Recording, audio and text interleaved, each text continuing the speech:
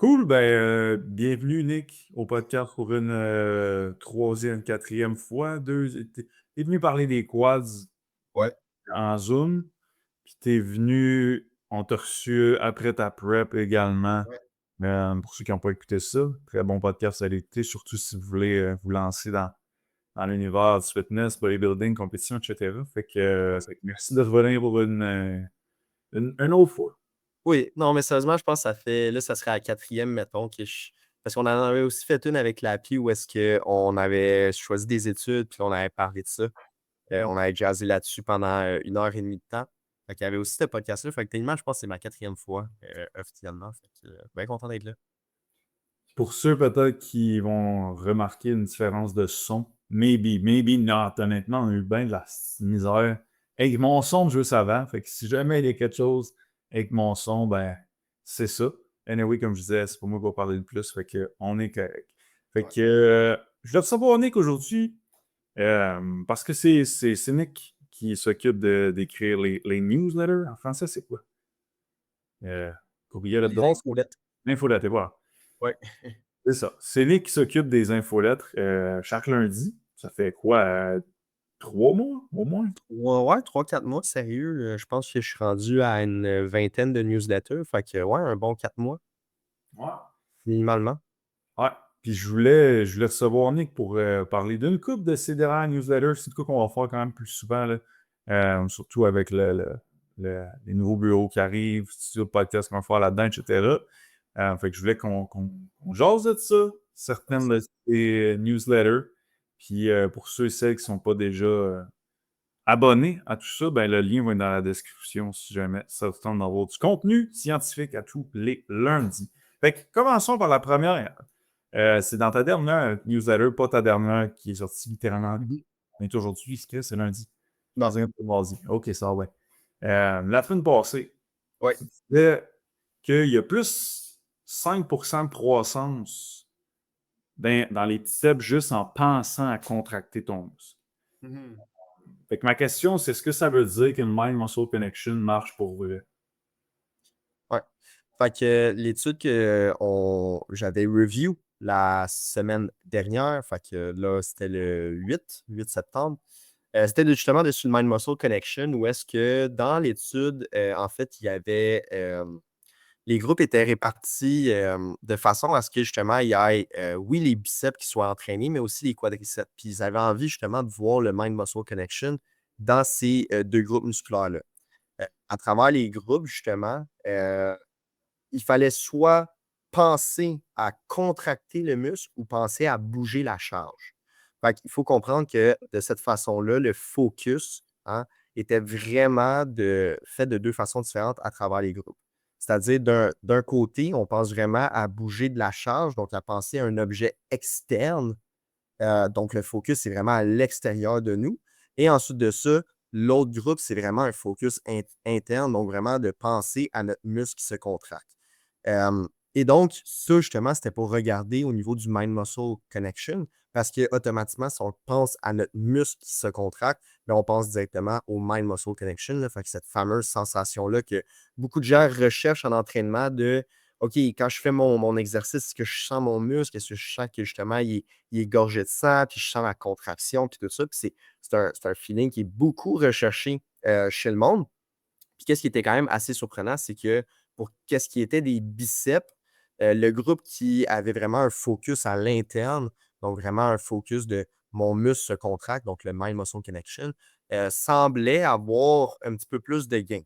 Fait que comme tu l'as dit, à peu près un 5. Chose qu'ils n'ont pas nécessairement vu pour tout ce qui était les jambes, les quadriceps. Fait que là, c'est à se demander pourquoi ces résultats-là.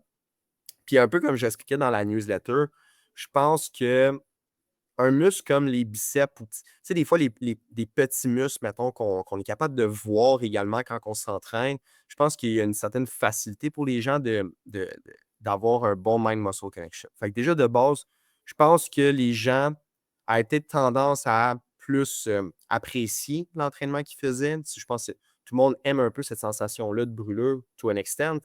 Euh, Fait que je pense que un groupe musculaire comme, mettons, les biceps, Le chest également, que c'est quand même devant notre face quand on s'entraîne. Je pense que c'est des groupes musculaires qui ont une tendance à peut-être avoir un certain meilleur mind-muscle connection comparativement, mettons, au quadriceps ou les glutes où est-ce qu'on entend souvent les gens dire que je ne ressens pas ce groupe musculaire-là. Après ça, est-ce qu'on peut justement amener ça à tous les groupes musculaires pour dire que de vraiment penser à notre muscle puis ressentir l'exercice va t'emmener plus d'hypertrophie? Avec ce que j'ai lu de cette étude-là, mettons, je ne serais pas nécessairement prêt à dire ça à 110 mettons.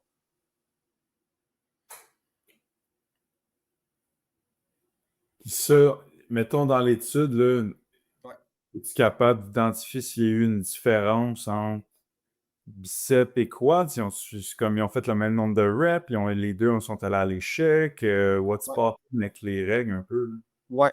Ben, au niveau des règles, je veux dire, c'est quand même Brad Schoenfeld qui était dans l'étude, justement. Fait on le sait que dans la plupart de ces études, les critères justement d'évaluation et d'entraînement sont assez similaires.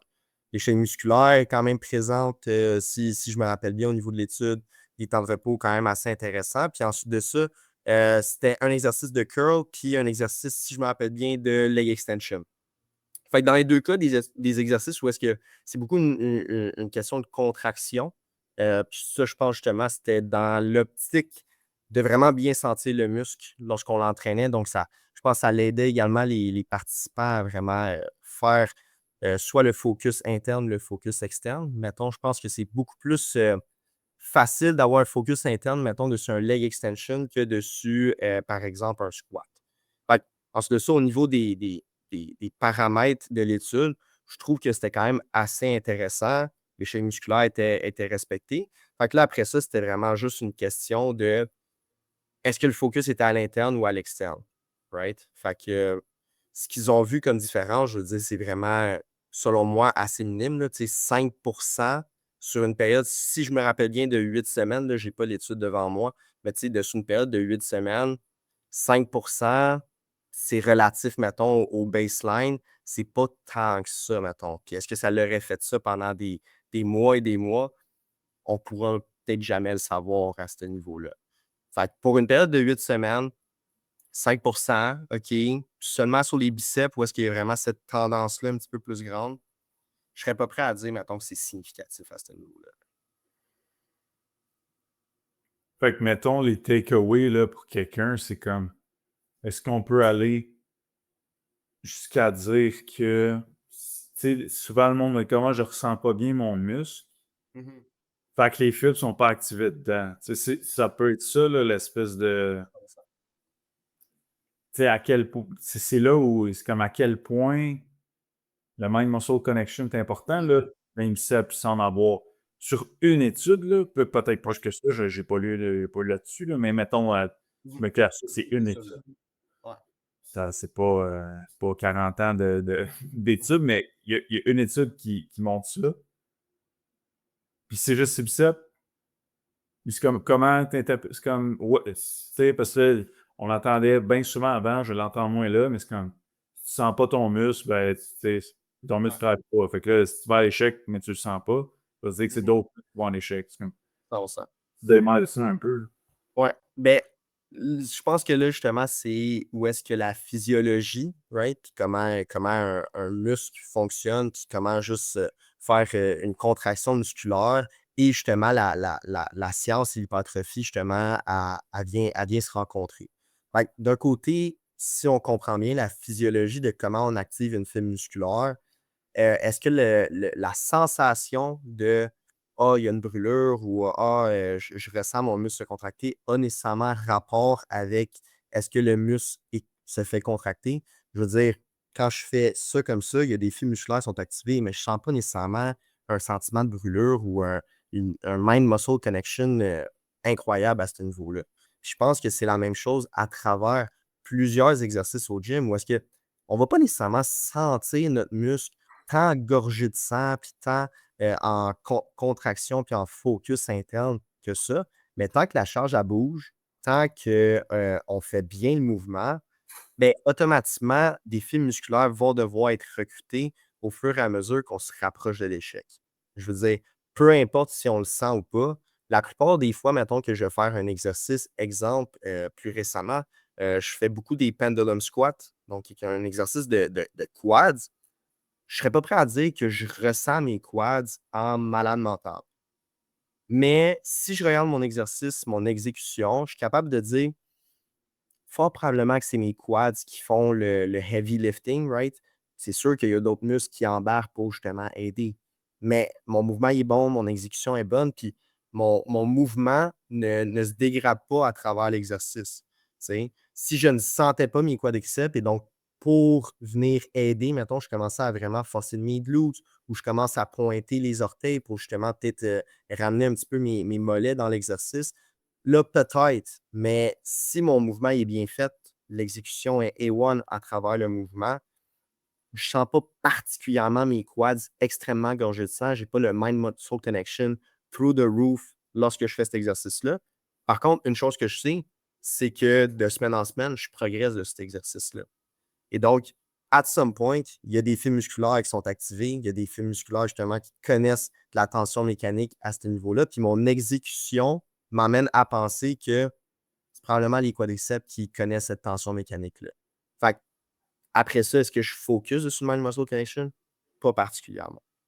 Mhm. Fait que, key takeaway, je dirais, peut-être pas tout le temps mettre l'accent puis mettre le focus là-dessus. Parce que je pense aussi, si on se ramène, puis on va en parler avec l'autre point, là, si on se ramène à la base, est-ce que ça aide? Oh, j'ai entendu des trucs Windows popper. C'est-tu moi ou toi? Non, moi aussi, j'entends. C'est cool. Pas plus grave. The Mais fuck? si on se ramène un petit peu à comme qu'est-ce qui va réellement aider les gens, qu'est-ce qu'on sait qui fonctionne réellement? On le sait que de progresser sur ses charges, ça fonctionne. On le sait que d'avoir une bonne exécution sur les mouvements, ça fonctionne, puis que ça va t'aider justement à progresser de semaine en semaine. Ensuite de ça, si tu es trop focus dessus, hein, avant que je progresse ou avant quoi que ce soit, il faut vraiment que je sente mon muscle. Je pense que ça va juste faire en sorte que les gens vont mettre le focus sur la mauvaise affaire. Ça va juste faire en sorte qu'après ça, ils ne vont pas nécessairement avoir les résultats qu'ils aimeraient avoir. Fait que, si on se ramène à la base de qu'est-ce qui fonctionne, progresse sur tes charges ou sur tes répétitions. Rends-toi à l'échec ou très, très proche de l'échec. Puis ensuite ça, assure-toi que ton exécution, elle est bien faite pour justement que les muscles que tu as envie qu'il y ait de la tension mécanique, un haut degré de tension mécanique, puissent en vivre parce que l'exécution amène à justement vivre de la tension mécanique sur ces groupes musculaires. Mhm. Ça m'amène à. Est-ce que ça se peut que si tu focuses sur je me rappelle pas comment ils le nomment là, dans les études, là, mais externe, Ouais. genre, tu locus de contrôle externe, c'est une même? Non, Là, tu parles, mettons, en entraînement, ça serait justement la charge, par exemple. non, mais tu sais, dans l'étude, quand il y avait un groupe ou une condition, c'était comme Ouais. commencer à déplacer la charge, fait que c'est comme ton truc est externe, ce mot-là, c'est Focus, ouais. mon focus. Sure. Est-ce que le fait que mon focus est externe, souvent, ben, tu veux déplacer plus rapidement la charge, tu sais, que tu es en mode, hey, le but, c'est, mettons, là, on faisait ça là, quand j'étais plus dans la perfo, là, c'est comme, sur le bench, ça, c'est démontré point de vue force, et si ton focus est externe, tu vas avoir plus de force. Et là, on disait, mettons, aux athlètes, OK, avec ton bench, pense à aller te la garrocher au plafond. Ouais. Mais si je dis à un groupe, hey, essaie de garocher ta barre au plafond, Ouais. versus je dis à un groupe, essaie de contracter ton chest le plus fort possible, Mhm. que ça se peut qu'il y ait plus de stabilité dans le mouvement, où il y a plus de focus sur le chest automatiquement, parce que si je veux focuser sur mon chest, automatiquement, il faut que je ralentisse. Je ne peux pas aller aussi vite. Fait que, Mhm. ça se peut que, sachant qu'il y a plus de stabilité, il y a peut-être plus de, justement, il y a moins d'activation d'autres groupes musculaires, comme dans j'essaie de garrocher en charge. Fait que peut-être c'est ça qui a mené à ce qu'il y ait un plus 5% de biceps. On fabule. Mais Ouais. Mais sérieusement, je pense que c'est un excellent point parce que, mettons, si on prend un exercice de curl, j'aurais quand même tendance à amener, puis là, j'ai pas les stats devant moi, mais j'aurais quand même tendance à dire que peut-être Peut-être. En tout cas, mettons, si je me mets dans les bottes, mettons, des participants, je pense à la charge externe. Ça se peut-tu que je garoche un petit peu plus mon curl, puis que peut-être que le mouvement il est peut-être moins joli, potentiellement. Après ça, justement, c'est là que ça me ramène au point de l'exécution. Est-ce que tu peux avoir une excellente exécution et ne pas sentir ton muscle? Définitivement. Est-ce que tu peux, par contre, quand même juste penser à la charge et donc moins penser à ton exécution? Aussi, très définitivement. Parce qu'encore là, si tu fais juste focuser sur la charge externe, ça se peut justement que tu aies un peu moins de stabilité ou en tout cas que ton exécution soit moins belle. Fait que ça pourrait bien expliquer pourquoi les biceps ont semblé peut-être grosser un petit peu plus. Puis après ça, si tu spins ça pour le leg extension, c'est difficile de garrocher un leg extension parce que c'est vraiment un mouvement qui est assez straightforward, right? Tu plies ton genou puis tu le déplies. Fait que, comparativement, mettons, avec un curl où est-ce que, tu sais, il n'y avait pas de support ou quoi que ce soit, là, tu sais, c'était vraiment un curl debout, beaucoup plus de facilité à tricher. Fait que, potentiellement qu'avec l'aspect pense à ton muscle, les gens avaient peut-être une meilleure exécution. Alright. Fait que, takeaway pour les gens, ben, tu sais, c'est comme tu dis, focus sur ta technique pour t'assurer tu sais, prévention de blessure, t'assurer point A au point B. On travaille tu sais, c'est les bons muscles qui sont impliqués. Mhm. Automatiquement, tu sais, après, tu vas peut-être avoir un meilleur mind muscle connection si tu fais ça. Mais ça reste qu'on n'enlève pas que faut voir qu'on se rapproche de l'échec, faut voir qu'on Exact. essaie de progresser à toutes les semaines. Puis ça bypass pas ça pantoute. Absolument. C'est une étude, tu sais. Mhm. Quand- Ça se peut qu'il y en ait d'autres. C'est une étude sur les biceps qui ont vu que ça marchait. Mais c'est quoi, ils ont vu que ça marchait pas? Fait que c'est comme les triceps, on sait pas. C'est comme. Exact. Fait que. Alright. C'est Ouais. bon pour une première étude. Deuxième étude, controversée pour dans le monde du fitness actuellement. Si vous n'avez pas suivi la saga, on n'en aura pas ici. Euh, OK, dans ta newsletter, tu disais qu'il y a du chlore dans le sucralose. Fais ça. Oui. Tu en trouves boire du nettoyant à plancher ou quoi? C'est ça la question. Ouais. Oui, fait que dans le fond, cette newsletter-là, là, j'ai commencé à faire ça plus récemment, mais vraiment de passer des concepts où, là, dans le cas présent, c'était un élément de notre réalité dans le monde du fitness qui est dans notre alimentation, ben, crime, il y a du sucralose. Hein? Pas que c'est limité aux gens du fitness, mais reste que, mettons, ah, ben là, tu sais, je suis en code, fait que là, je vais prendre peut-être des aliments qui ne vont pas contenir de sucre avec des calories associées à ça, ou en tout cas avec le moins de calories associées à ça, et donc du sucralose. Puis le sucralose, comment que c'est fait? C'est vraiment la molécule de glucose qui est retirée et remplacée par la molécule de chlore. Et donc, ça fait en sorte que justement, il y a pas de calories ou en tout cas très, très peu qui vont être associées au sucralose. Fait que, ce qui amène justement les gens à se dire, hey, ben là, du chlore, pas bon. Hein? Mettons du chlore à piscine, ou tu peux le comparer à ce que tu voudras. Mais crime, du chlore, pas bon. Et donc, ça nous amène à penser, est-ce qu'on devrait en avoir dans notre alimentation? Et là, récemment, il y a eu une petite saga, puis comme tu as dit, on ne va pas rentrer là-dedans. Là, c'est hors de nos moyens et de qu'est-ce qu'on a envie de faire puis de propager. Mais reste que le gros hic avec ça, c'est je pense que ça peut faire peur au monde. Euh, que comme, ah, il y a du chlore. OK, oui, en effet, il y a du chlore dans le sel de table. Il y a du chlore dans certains légumes, justement. Tu sais, ça reste un minéraux, tu sais, ça reste un élément, mettons, qui peut être présent dans plusieurs affaires de notre quotidien. On en consomme dans notre nourriture, on peut même en respirer probablement sur certaines possibilités. Mais tout ça pour dire que je pense que ça peut faire peur au monde. Et donc, cette newsletter-là est un petit peu pour démêler le monde, puis peut-être un petit peu les rassurer que c'est comme prenez, prenez un petit step back, puis surtout relaxer un petit peu par rapport à ça. Pensez que là, il ne faut absolument pas consommer du sucralose. Et donc, ouais, voilà. Ensuite, tu disais, la dose journalière admissible fixée de 5 mg par kilo de poids corporel, ce Mhm. qui représente pour une personne de 70 kg ou 150 livres environ 350 mg. Mhm. Et là, je me suis mis sur le projet. Je me Ok. suis dit, OK, à quel point c'est facile ou pas facile d'atteindre 350 mg? Mhm. Fait que je me suis mis, OK, on va faire une journée typique de quelqu'un qui pourrait reach ça. Ça ressemblerait à quoi? Est-ce que c'est abusé ou dans le fond, t'es quand même triste? Il y a probablement du monde qui atteint ça assez facilement. Mhm. Fait que voici le genre de journée là, que quelqu'un pourrait atteindre 350 mg. Le matin, il se fait du gruau, puis il met un scoop de protéines dedans. Il va chercher un 18 mg. Puis il met un peu de sauce d'érable sans sucre. OK? Fait qu'il va chercher un 32 mg avec ça. Mhm. Mhm. Après ça, il arrive en après-midi, il y a un petit creux, le limeux. Et là, il choisit de se prendre une barre de protéines, à peu près 50 mg.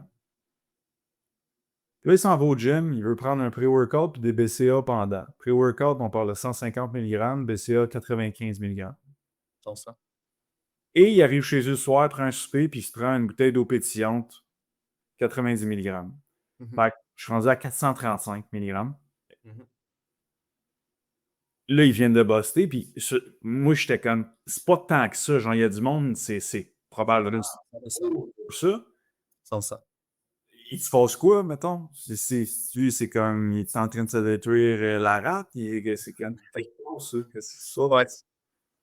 L'affaire, c'est que c'est encore très, très nébuleux de qu'est-ce qui se passe. OK? On n'a pas de réponse claire dessus qu'est-ce qui se passe.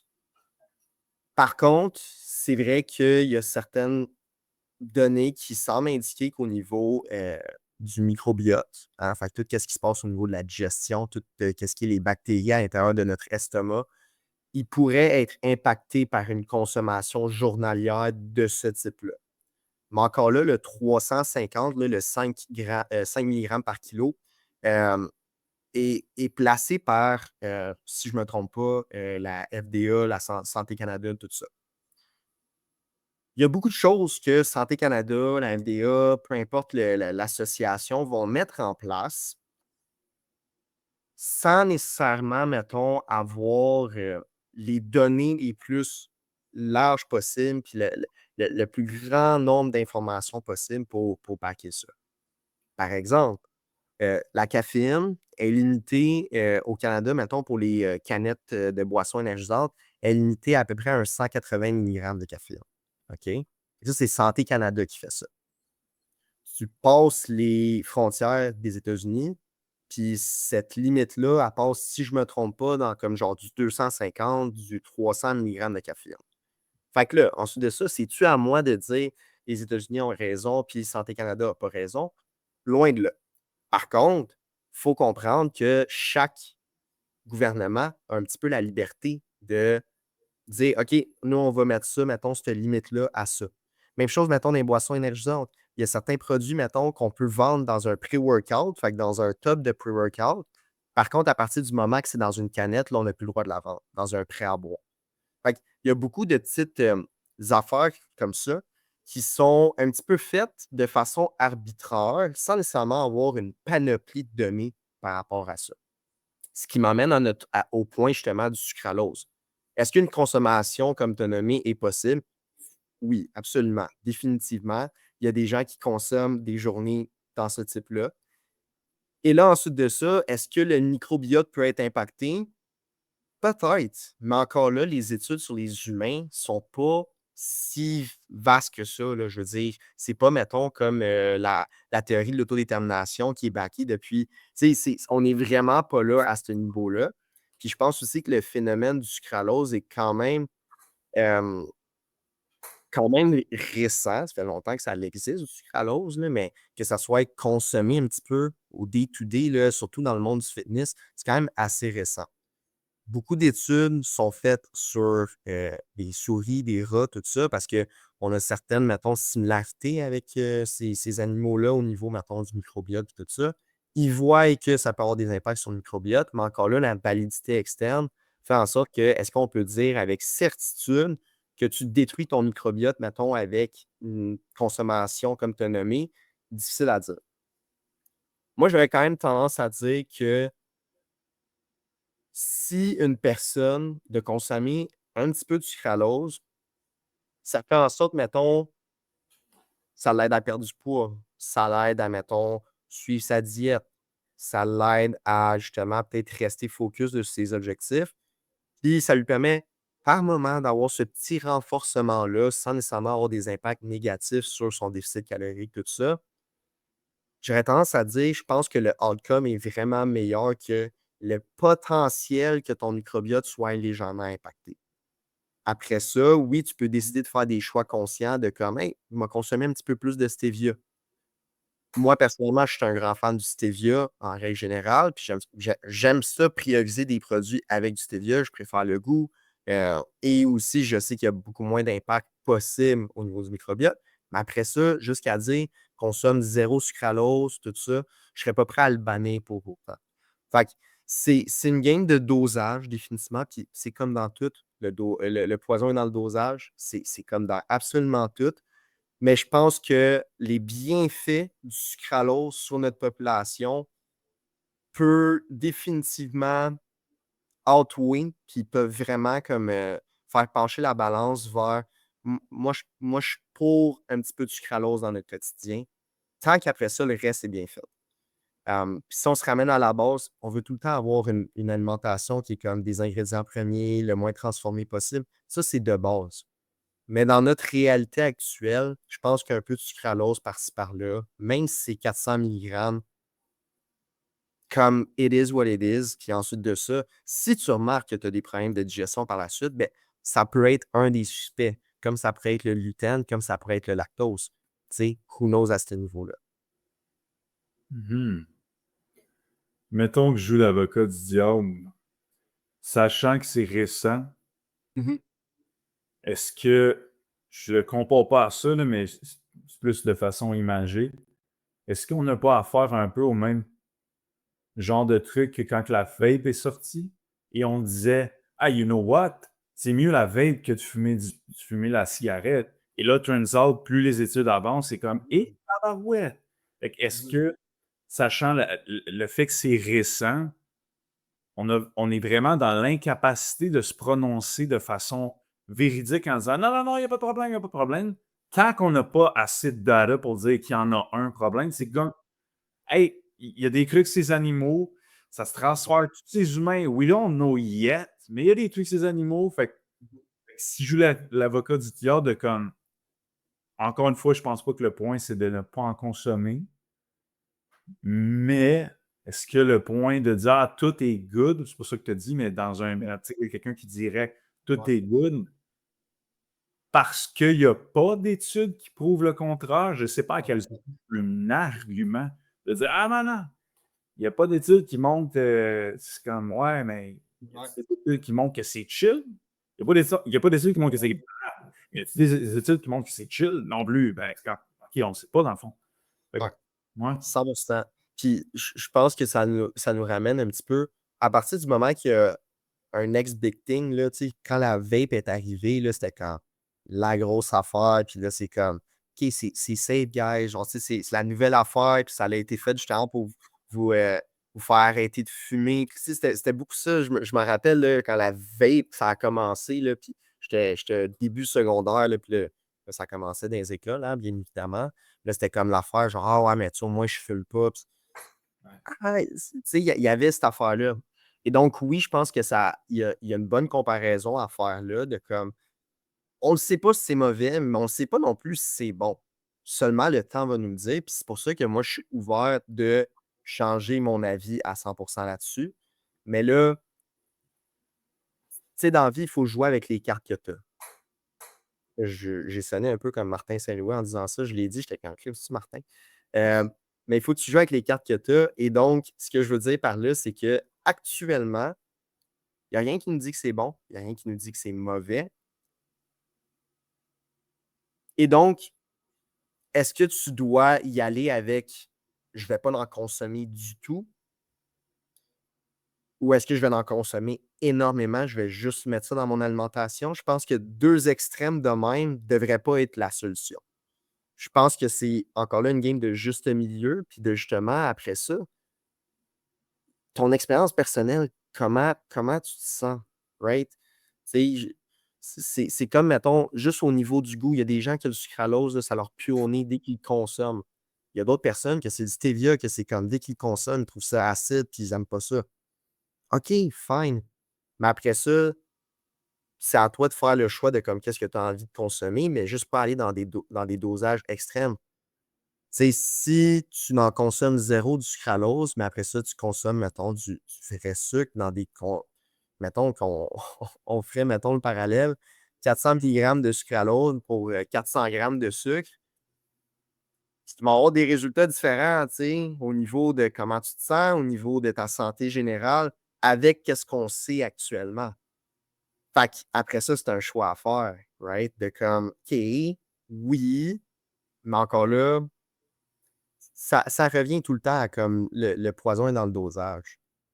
Je pense qu'il y a des bienfaits au sucralose, il y a des bienfaits aux édulcorants.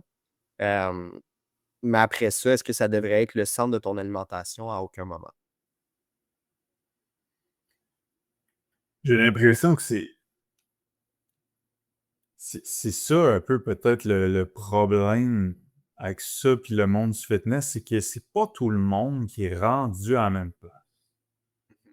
Ce que je veux dire par là, c'est que souvent on va dire: «Hey, le monde il mange déjà 4-5 burgers». C'est comme: «Christ, pourquoi tu veux parler de sucralose?» Tout à fait. Mais il y a aussi du monde dans le monde du fitness qui mange sa coche, king coche, mais qui font ça de se bourrer de sucralose à la grandeur parce que c'est quand même, faut bien que j'aie du sucré, mais il faut pas que je sois trop gras. Ouais. C'est là où, encore une fois, on tombe dans le problème que la sphère du fitness est trop grande. Mmh. Il faudrait commencer à nicher, puis je sais que c'est pas facile à faire, mais à qui on s'adresse? Puis c'est comme ça, là, cette phrase-là est adressée à qui? Parce que je pense que pour la population générale, effectivement, que c'est pas ce genre de personnes-là qui vont prendre des pre-workouts, des PCA, des protéines, une barre de prot, de la sauce d'érable. Ben, ils feront pas ça. Fait Mmh. qu'eux, tu peux bien leur dire: «Ah, tu peux bien prendre un peu d'eau pétillante le soir que ça te fait du bien, puis ça t'empêche de manger ton». C'est comme ben oui, sure. C'est là où c'est tough de nuancer parce que c'est comme c'est qui reçoit ton message. Seulement. Mais moi, c'est ça. Moi, je serais vraiment d'avis de comme ouais, tu sucraloses pour encore une fois, pas besoin dans le dosage. Si à tous les jours, dans tout ce que tu consommes, s'il y a du sucralose partout, bon, je peux pas te dire que ça fait de quoi de négatif, mais je peux pas te dire non plus que tout est correct. I don't know, tu sais. Fait que je pense, encore une fois, pas besoin dans le dosage. Ouais. Prioriser ce qui est sain en premier, tu sais. Je veux dire, déficit calorique, perdre du poids, tu sais, je veux dire, tout ça, ça va en premier, là. Mmh. Après ça, tu sais, si on voit que tu consommes 2000 milligrammes de fucking sucralose par jour, Ouais. les difficultés digestives, ben là, à ce moment-là, peut-être qu'on va faire 1 + 1 = 2 dans ce cas-là de cet individu-là. 100%. 100%. Puis, tu sais, comme tu as dit, les gens, on n'est tous pas à des mêmes moments dans notre parcours, mettons. Puis comme tu as dit, c'est comme, tu sais, la personne qui reçoit cette information-là, qui est comme, écrit en plus de comme tout ce que tu sais que tu as déjà peut-être de la misère avec, mais là, en plus de ça, il faut que tu fasses attention au sucralose. C'est juste un autre frein de plus dans leur parcours. Puis dans l'autre extrême, mettons, la personne que, tu sais, toute son alimentation est clean, mais elle consomme du sucralose, on ne sait pas nécessairement les effets, là, comme parfaitement. On n'est pas capable de pinpoint ça va avoir l'air de quoi, mettons, dans 50 ans. Seulement le temps va nous le dire. Fait que ça veut-tu dire de ne pas en consommer? C'est vraiment poison dans le dosage. Fait que voilà pour le sucralose. Si vous voulez en savoir plus, il y a super bonne newsletter récemment qui a été fait sur le sujet. Fait que, Bien sûr. dernier point qu'on va regarder aujourd'hui. Dans ta newsletter, tu disais que l'échec, c'est un outil et pas une obligation. Et là, moi, je te demandais, est-ce que tu peux développer sur ça? Oui. Fait que dans le fond, l'échec musculaire, fait que ce fameux concept-là on brise les oreilles du monde, mettons, qui veulent soit prendre la masse, soit juste maintenir leur masse ou en tout cas, juste performer dans le gym puis s'assurer justement que leur parcours dans le gym va bien pour les aider dans leur objectif, quoi que ce soit. On parle tout le temps d'échecs musculaires. Euh, et dans cette newsletter-là, est-ce que c'est, juste pour être sûr, mettons, c'est-tu elle ou est-ce que j'explique le concept ou c'est elle ou est-ce que j'ai l'étude qui le back, mettons? L'étude où il y a les 4 arrière versus pas. Tu sais, 4 répétitions en réserve Ouais, qui vont jusqu'à une répétition de réserve au courant des semaines versus juste jamais de rep ouais, en réserve. 100%. OK. Fait que dans cette étude-là, mettons, qu'est-ce qui est intéressant, justement, c'était le groupe 4 arrière, puis si je me rappelle bien, il y avait un switch-up au milieu, il y avait un deload au milieu, puis après ça, ça continuait. Fait que ça, je trouvais ça quand même intéressant pour un petit peu voir les résultats à travers le processus. Et donc, le point avec cette étude-là, puis encore là, on se rappelle, ce n'est qu'une étude qui pointe dans cette direction-là. Mais j'aurais tendance à dire que pour les RIR puis les chaînes musculaires, il commence à en avoir pas mal pour dire que, mettons, de se rendre à l'échec complet, ce n'est pas obligatoire. OK? Fait que pourquoi est-ce qu'on bardasse les oreilles du monde autant avec l'échec musculaire? C'est que peu de gens sont capables de s'y rendre de façon fiable. Ce que je veux dire par là, c'est que justement, récemment, j'ai commencé à m'occuper justement du lab qu'on appelle. Fait que c'est un petit test scientifique avec les clients de chez Evo pour justement voir si ils se rendent bien à l'échec. Est-ce qu'il y a, mettons, une différence entre leur pronostic de combien de répétitions qu'il leur reste en réserve, puis leur échec musculaire actuel, mettons, où est-ce qu'elle est, mettons, où situe cette différence-là. On check également, mettons, la force des gens, fait que leur ARM sur le bench press, sur le leg press, etc. Et dans les clients, mettons, avec qui j'ai fait ce test-là, les gens sont quand même pas pires. Par contre, ils sont jamais dessus. OK? Ce que je veux dire par là, c'est que le test que, mettons, je vais faire au monde, c'est on va mettre une charge dessus le chest press ou dessus. La dernière fois, je l'avais fait avec le leg extension avec mon client parce que le leg press était utilisé. Quoique ça ne change pas tant grand-chose. L'important, c'est de voir si leur pronostic est solide. Et puis, tu fais 10 répétitions et rendu à la 10e répétition, je te demande, il t'en reste combien? La personne va me dire, ah, il m'en reste 2, il m'en reste 3, il m'en reste 4. OK, parfait. Et là, j'encourage la personne comme si sa vie en dépendait. Je veux absolument pas qu'il reste une répétition dans le tank. Et dans la plupart des cas, les gens sont à côté de comme 2, 3, 4. Mais sérieusement, vous seriez surpris à quel point il y a des gens qui sont loin. Très, très loin. Ça, c'est vu dans les études que, sérieusement, la fiabilité des arrières chez le monde, mettons, c'est quand même un concept qui est très difficile à comme pinpoint pour les gens. Pour plusieurs raisons, puis je pense qu'il y a plusieurs facteurs, là, c'est vraiment multifactoriel le pourquoi. Je pense qu'il y a une game de confiance, il y a une game de est-ce que tu es à l'aise avec l'exercice que tu fais? Je pense qu'il y a une game psychologique à fond la caisse là-dedans. Puis ça, on en a déjà parlé ensemble, toi puis moi, Augu, que certaines personnes vont vraiment avoir une facilité à prendre la difficulté, prendre la douleur que ça peut amener de se pousser à l'échec, puis ils font juste comme la réutiliser en encore plus d'énergie pour aller se rendre encore plus loin dans leur série, comparativement à du monde que, dès que ça commence à chauffer, on arrête. Encore là, je pense qu'il y a une game psychologique, c'est multifactoriel, comme je dis. Et donc, dans cette étude-là, ce qu'ils ont semblé voir, c'est que le groupe à 4 arrière ont progressé autant que le groupe qui se rendait à l'échec. Là, c'est à se demander le pourquoi du comment. Même chose, je pense que c'est multifactoriel. Un point que j'avais amené, c'était que ça se peut-tu que certaines personnes ils ont juste eu plus de fun dans leur entraînement, sachant, mettons, qu'ils n'ont pas besoin de se rendre à un échec vraiment horrible, que ça fait mal, c'est tough, c'est difficile. Je pense que ça rentre dans le jeu. Parce que c'est vrai que par moment, c'est pas tant nécessairement le fun de se rendre à l'échec, puis là que ça brûle, puis là que c'est tough, puis là c'est pesant, puis là c'est des charges encore plus lourdes que d'habitude. Fait que je pense qu'il y a ça qui rentre dans l'équation. Je pense que il y a définitivement l'aspect est-ce que je enjoy mon workout? Puis je pense qu'il y a aussi l'aspect, mettons, nombre de répétitions, puis encore là, ça vient un petit peu avec le enjoyment du workout. Si tu te rends à un arrière, tu vas peut-être avoir tendance à utiliser des charges qui vont être plus lourdes. Hein? Fait que, mettons, tu te rends à l'échec, tu vas peut-être prendre des charges qui vont être plus lourdes. Si tu gardes des répétitions dans le tank, ça se peut que tu utilises des charges qui sont un petit peu moins lourdes. Tu sais, parce que sinon, exemple, que je mettrais 300 livres sur un exercice, puis je dois me garder 4 arrières, ça se peut que je fasse juste une répétition. Fait que là, je vais peut-être utiliser 200 livres. Fait que là, un petit peu plus de fun avec ça. Mettons, je bouge la charge, j'ai plus de fun dans mon workout. Tout ça pour dire que ça ramène un petit peu à qu'est-ce que tu aimes dans tes entraînements? T'aimes-tu ça pousser en malade mental? Oui, non. Pour moi, mettons, j'aime ça.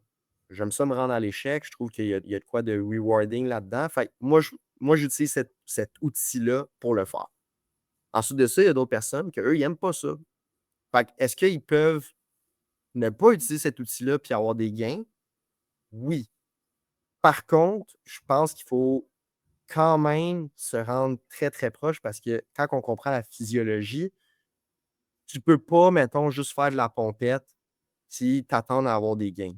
Il faut quand même que tes séries soient somewhat difficiles. C'est juste que la science commence à nous pointer dessus. C'est pas obligé d'être comme il n'y a plus aucune rep dans le tank. Je suis brûlé de mon entraînement. J'ai vraiment plus de jus dans le tank. La science semble nous diriger vers on peut peut-être prendre un petit step back de ça, mais reste qu'il faut que tu travailles dur quand tu rentres au gym. Ça, c'est non-obstant. L'autre point, je pense, c'est beaucoup la.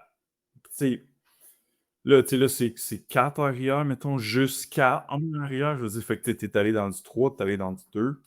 Mhm. Pas mal moins d'accumulation de fatigue entre ça, puis Oui, straight up à l'échec, tu sais. Fait que moi, je pense qu'il y a de ça aussi dans l'échec, c'est bien plus taxant que 100%. 2 arrière quand tu es capable de bien savoir c'est quoi ton 2 arrière, mettons.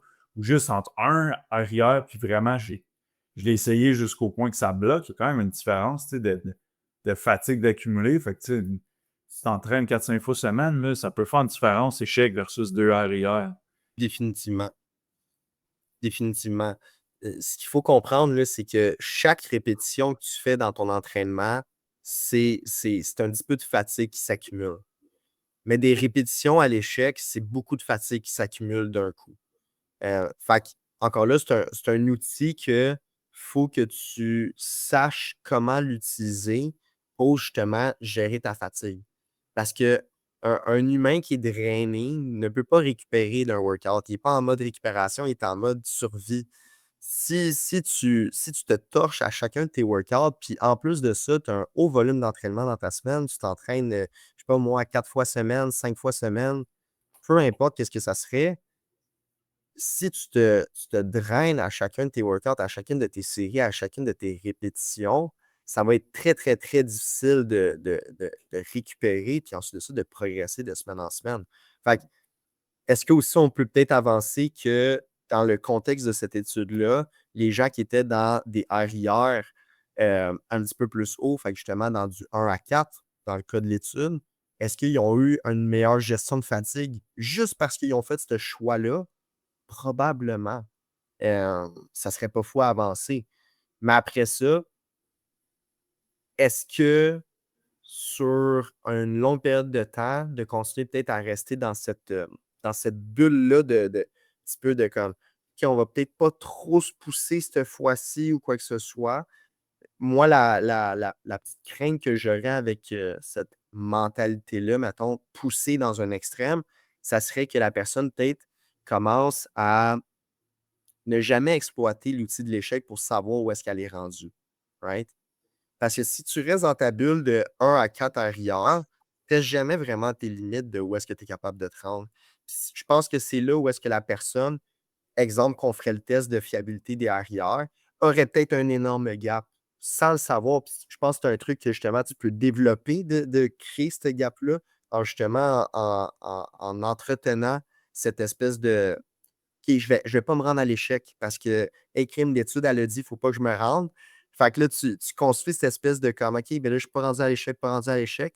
Je pense que over time, tu connais pas réellement ta limite. Fait que je pense que c'est bon aussi de tester sa limite de temps en temps pour justement voir comme Chris, t'es où en réalité, là?